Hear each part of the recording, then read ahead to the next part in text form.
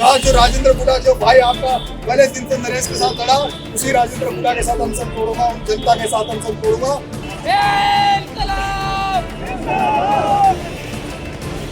जिंदा हूं जब तक बीजेपी में नहीं जाऊं, जब तक नरेश मीणा अकेला जाकर कहीं बंद कमरे में जाकर किसी से समझौता नहीं करेगा। मुझे उम्मीद है आप सब लोग इस लड़ाई में मेरा साथ दोगे, जिस तरह से आप साथ दे रहे हो। आपको बहुत बहुत धन्यवाद मेरे भाइयों।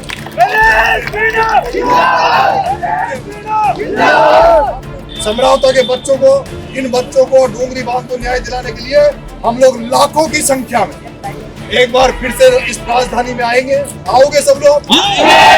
मसाले लेके आएंगे, क्या तो वो लकड़ी के साथ साथ यहाँ के सिस्टम को जला देंगे, भ्रष्ट सिस्टम को जला देंगे, भ्रष्ट सरकार को जला देंगे। उस तरीके से आएंगे, तैयार रहोगे ना? एक मुद्दा मेरे प्यारे भाइयों, हर चीज सरकार, मेरे प्यारे भाइयों, जब समरावता मामले में मैं जेल गया, समरावता मामले में तब मैं जेल गया, तो आप लाखों की संख्या में मेरी लड़ाई बाहर लड़ रहे थे और मेरे साथ खड़े थे। लेकिन मैं जब झालावाड़ में जेल गया तब ज्यादातर लोग निराश हो गए थे, ज्यादातर लोग मेरे से सहमत नहीं थे। ज्यादातर लोगों का ये मानना था कि इस काम को छोड़ दो, रोज रोज जेल मत जाओ, रोज रोज इस तरह के प्रदर्शन मत करो। लेकिन आज आपने देखा होगा किस तरह से उन पीड़ितों की लड़ाई लड़ने गए, जेल गया, लड़ा 40 दिन, और किस तरह से जब गरीबों की कोई लड़ाई लड़ता है और गरीबों की लड़ाई लड़ते हुए जब जनता को ये एहसास होता है कि गरीबों की लड़ाई लड़ रहा है, तो जनता उसका पूरा सहयोग करता है। उसका उदाहरण आज आपके सामने है। 24 घंटे के अंदर अंदर आप सबके तमाम लोगों के सहयोग से, राजस्थान की जनता के सहयोग से 80-90 लाख रुपए सरकार ने 84 लाख दिए, हमारे पास लगभग 80-90 लाख रुपए आ गए। मेरे को भरोसा है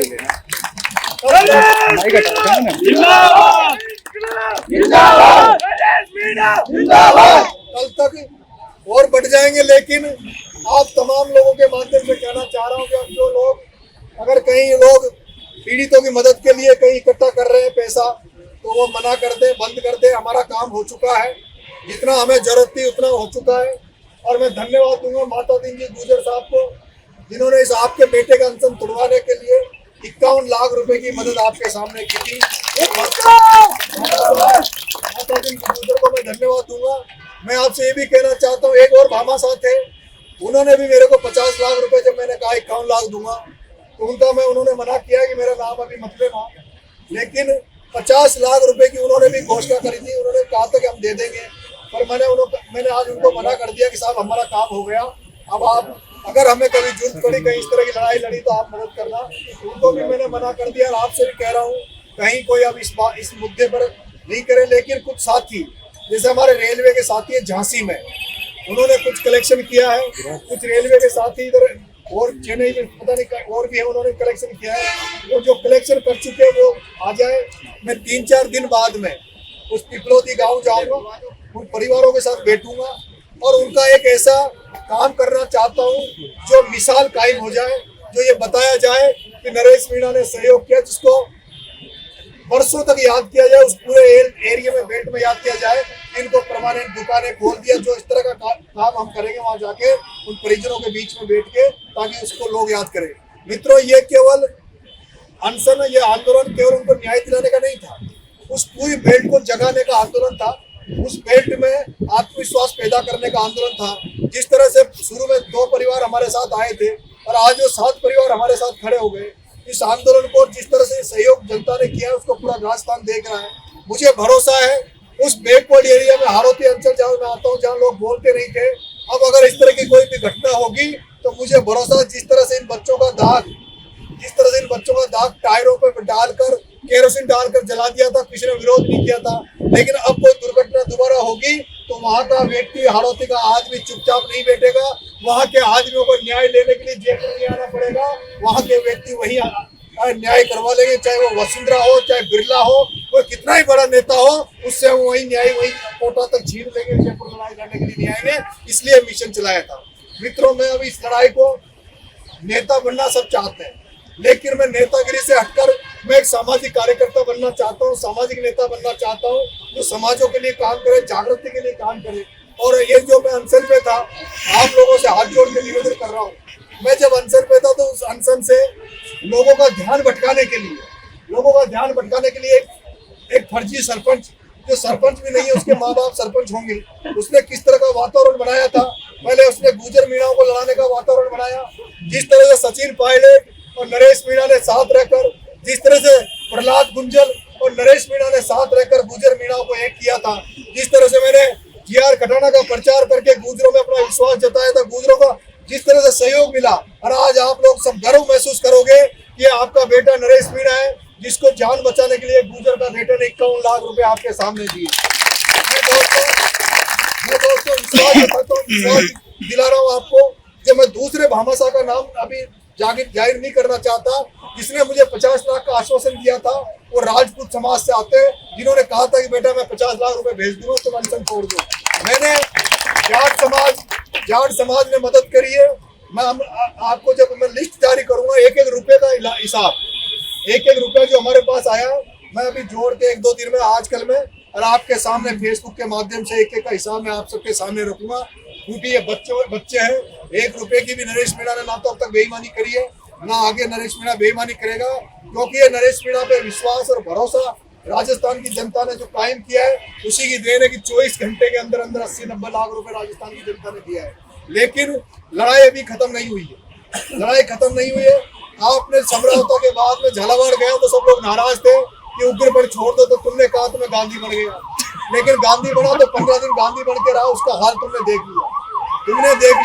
ज्यादातर लड़के, जब कल मसाल जुलूस निकल रहा था, मैं कमेंट देख रहा था, लड़के कह रहे थे कि इसको गुर्जर की थड़ी की तरफ नहीं, इसको भजनलाल की तरफ चलने दो। तो मैं कह रहा हूँ इलाज कोई बचा है, भगत सिंह बनना इलाज बचा है। डूंगरी बांध में अगर नरेश मीणा वहां जाके धरना अनशन में बैठ जाएगा तो उनका डूंगरी बांध बच नहीं पाएगा। मेरे भाइयों, मेरा ये मानना है। क्या मानते हो कि नहीं मानते हो? मानते हो नहीं मानते हो? मैं अगर वहाँ गांधी बन के बैठ जाऊंगा तो क्या डूंगरी बांध बच जाएगा? क्या नहीं बचेगा। जहाँ की डूंगरी बांध की जब माताएं बहनें झांसी की रानी बनने के लिए तैयार है, और उन झांसी की रानी वीरांगना बनने के बीच में अगर नरेश मीणा कहेगा कलेक्टर साहब, एसपी साहब, भजनलाल जी हमारी बात मान लो, तो क्या मान लेंगे? क्या 15 दिन भूखे रह के हाथ जोड़ के भीख मांग ली भजनलाल से, तब नहीं मानी तो क्या वहाँ हाथ जोड़ के मानेंगे? क्या बनना पड़ेगा? बनोगे? ऐसे नहीं कहोगे ना धैर्य रख, नहीं कहोगे ना संयम रख। मेरे भाइयों, भगत सिंह सेना बना रहा हूँ,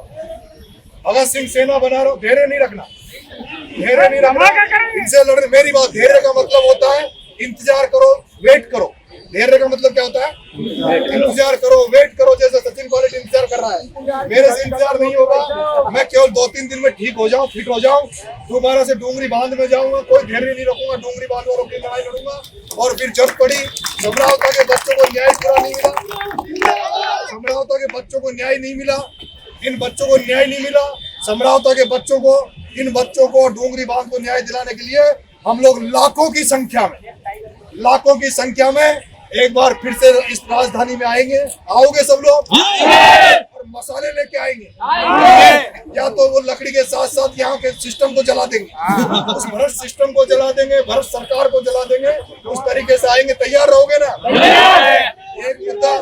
एक मुद्दा अभी चीता कॉरिडोर के नाम पर धौलपुर से लेके 12 तक जो जंगलों में हमारे गुर्जर भाई, मीणा भाई बसे हुए हैं, उनकी भी जमीनों को छीनने का चल रहा है। इसलिए उनके लिए सड़कों पर उतरने की जरूरत है, सेना को मजबूत करने की जरूरत है। मुझे उम्मीद है आप सब लोग इस लड़ाई में मेरा साथ दोगे, जिस तरह से आप साथ दे रहे हो। आपको बहुत बहुत धन्यवाद मेरे भाइयों। आपने मुझे ताकत दी, सहयोग दिया। बार बार एक सवाल आ रहा है, आप पार्टी को लेकर क्या करोगे? मैंने पहले दिन से कह रहा हूँ, जब तक मेरी लाश जिंदा हूँ, जब तक बीजेपी में नहीं जाऊंगा, जब तक मैं जिंदा हूँ उस बीजेपी में नहीं जाऊंगा जिस बीजेपी में 15 दिन तक भूखा पड़ा हूँ और वो सुनवाई नहीं करे। उस बीजेपी में नहीं जाऊंगा जिसने हिंदू मुसलमान गुर्जर मीणा को लड़वाने का प्रयास करती हो, उस बीजेपी में मैं नहीं जाऊंगा। यही बीजेपी थी, वही वसुंधरा राजे थी जिसने गुर्जर मीणाओं को मरवा दिया था, इसलिए उस बीजेपी में नहीं जाऊंगा। बच्चा दो ऑप्शन, एक ऑप्शन थर्ड फ्रंट बसता है, एक ऑप्शन कांग्रेस बसता है। थर्ड लेकिन मेरे भाइयों, मैं मान सम्मान और स्वाभिमान के साथ समझौता नहीं करूंगा।